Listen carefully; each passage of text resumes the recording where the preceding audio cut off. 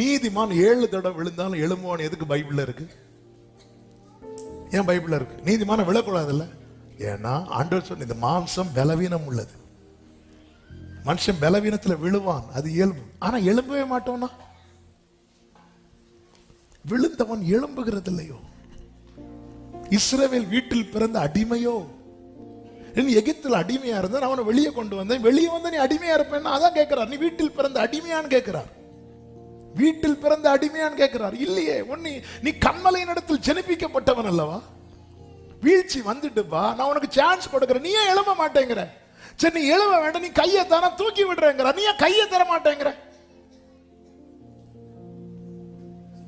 அதனால ஆண்டவர் நியமிக்கிறார், விழுகிறவர்களுக்குள்ளே விழுவார்கள். எப்பொழுது தெரியுமா? நான் அவர்களை விசாரிக்கும் காலத்திலே.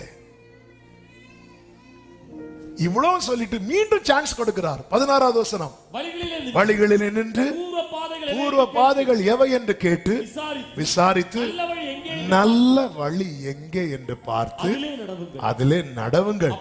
அப்பொழுது திருப்பி ஆண்டவர் சொல்றார், நீ இப்ப எந்த வழியில போயிட்டு இருக்க, ஸ்டாப், நில்லு, சான்ஸ் தாரு. தமஸ்குக்கு போற வழியில பவுல ஸ்டாப் பண்ணார்ல, அந்த சான்ஸை யூஸ் பண்ணிட்டார்ல.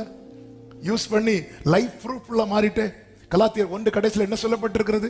என்னை பற்றி தேவனை மகிமைப்படுத்தினார்கள் இருக்கு. அப்படி ஆண்டவர் பிடிக்கிறார் நம்மள. பிடிச்சு நீ பாரு, உனக்கு நான் வாய்ப்பு தரேன், அப்படி நல்ல வழி எங்கே என்று பார்த்து அதிலே நடவுங்கள், அப்பொழுது உங்கள் ஆத்துமாவுக்கு இளைப்பாறுதல் கிடைக்கும் என்று கர்த்தர் சொல்லுகிறார். ஆனால் அதிலே நாங்கள் நடக்க மாட்டோம் என்கிறார்கள். நீங்க மட்டும் விட்டு பாருங்க, ஆண்டவர் நான் பண்ண தப்புதான்பா. முழங்காலில் நிற்க வேதத்தை தினந்தோறும் தேவா ஓ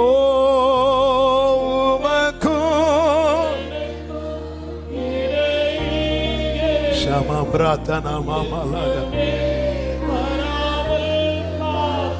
எரேமியா 31:19 சொல்லப்பட்டிருக்கிறது, நான் திரும்பின பின்பு மனஸ்தாபப்பட்டு கொண்டிருக்கிறேன். நான் என்னை அறிந்து கொண்டதற்கு பின்பு விழாவில் அடித்துக் கொண்டிருக்கிறேன். வெட்கி நான் ஐயோ நான் இப்படி பண்ணிட்டேனேன்னு ஒருத்தன் சொல்றான். ஆண்டவர் சொல்றாரு, அதை நான் நிச்சயமா கேட்டேன். அவன் எப்பொழுது ஒருவன் தன் பிள்ளைகள் நிமித்தம் உணர்ந்து வெட்கப்படுகிறானோ அப்பொழுதே கர்த்தர் என்ன சொல்லுகிறார் தெரியுமா?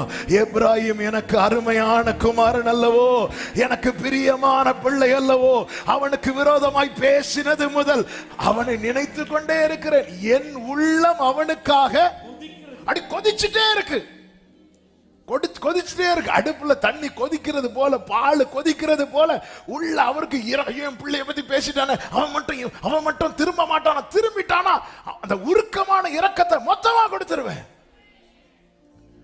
ஆமென். எங்க தானியேல் பிரியமானபடி வாழ்ந்ததுனால சொல்றார் பிரியமானவன். ஆனா எப்ராயிம் பிழைய உணர்ந்ததுமே பிரியமானவன் சொன்னார். பாத்தீங்களா? நாம எல்லாம் இந்த எப்ராயிம் கூட்டாங்க.